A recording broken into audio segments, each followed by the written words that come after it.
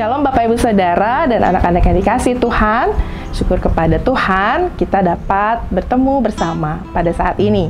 Hari ini dalam renungan kebaktian rumah tangga, tema yang dihadirkan bagi kita adalah anak-anak Allah yang dipilih untuk menjadi berkat. Dalam Roma 9 ayatnya yang pertama sampai dengan ayatnya yang ke-8.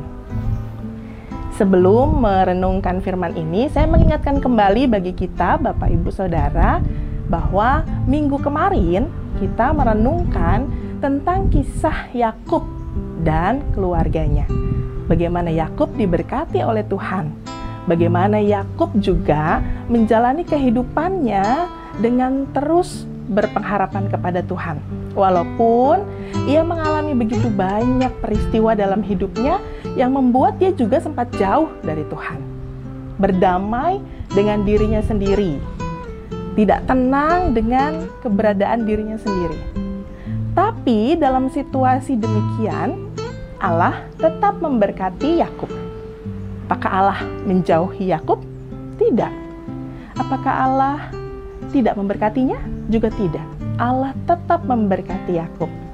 Seringkali dalam kehidupan kita, Bapak Ibu Saudara, kaum muda, juga anak-anak, kita sering melihat mengapa ya ia diberkati oleh Tuhan. Padahal hidupnya, perilakunya jauh dari kehendak Tuhan. Saya yang sudah hidup saleh, saya yang sudah hidup lebih baik, kok rasanya sedikit mendapatkan berkat dari Tuhan. Apakah saya tidak diberkati oleh Tuhan? Apakah saya bukan anak-anak Tuhan? Pertanyaan itu kerap kali hadir dalam pikiran kita. Ada anak-anak Allah, lalu ada anak-anak bukan anak Allah. Maka hari ini dalam bacaan Roma 9 ayat 1 sampai 8 kembali mengingatkan kepada kita, sekalipun kita bukan anak-anak daging Allah, kita tetap menjadi anak-anak perjanjian Allah melalui hadirnya Yesus Kristus. Sehingga ketika kita menjalani kehidupan kita, maka kita diingatkan, seperti Paulus mengingatkan jemaat di Roma, ada anak-anak perjanjian Allah melalui hadirnya Yesus Kristus harus mengetahui bagaimana ia bersikap, bagaimana ia bertindak. Di awal bacaan kita, di ayatnya yang ke-9, Roma 9 ayatnya yang pertama diingatkan, aku mengatakan kebenaran dalam Kristus, aku tidak berdusta. Suara hatiku turut bersaksi dalam Roh Kudus, bahwa hatiku sangat berduka cita dan selalu bersedih. Mengapa Paulus merasakan itu, Bapak Ibu Saudara? Karena ia menyaksikan bagaimana anak-anak Allah itu justru jauh dari perilaku yang seharusnya dilakukan. Ia bersedih, ia sangat bersusah hati.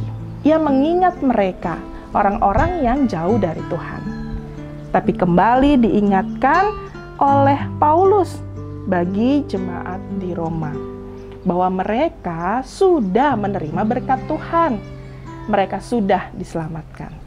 Oleh karena itu, bacaan ini mengajak kita juga untuk mengingat kita ini sudah diselamatkan oleh Allah dalam Yesus Kristus. Kita ini sudah diberikan berkat oleh Tuhan. Oleh karena itu, menjaga diri kita, menjaga sikap kita, perilaku kita untuk menunjukkan berkat-berkat Tuhan kepada sesama itu menjadi penting. Bagi kita saat ini, Bapak Ibu Saudara, saya, Bapak Ibu Saudara, juga sudah dipilih oleh Tuhan. Maka menjadi berkat harus dilakukan dalam kehidupan kita keseharian. Mungkin Bapak Ibu Saudara mahir dalam bidang tertentu, entah bidang kesenian atau dalam bidang-bidang tertentu yang dikuasai, apakah itu juga bidang ekonomi, keuangan. Bagaimana caranya bisa berbagi? maka Bapak Ibu Saudara, kita diajak untuk menjadi berkat melalui ilmu pengetahuan yang kita miliki. Dan kita juga mau berbagi kasih, berbagi kepada sesama yang membutuhkan. Itu adalah contoh yang sangat sederhana yang bisa kita lakukan dalam kehidupan kita sehari-hari. Kita tidak mudah menjadi sombong, tapi kita mau menjadi pelaku firman-Nya yang setia. Kiranya firman Tuhan menguatkan kita, memampukan kita menjadi anak-anak Allah yang dipilih untuk menjadi berkat bagi orang-orang di sekeliling kita. Tuhan memberkati kita semua. Amin.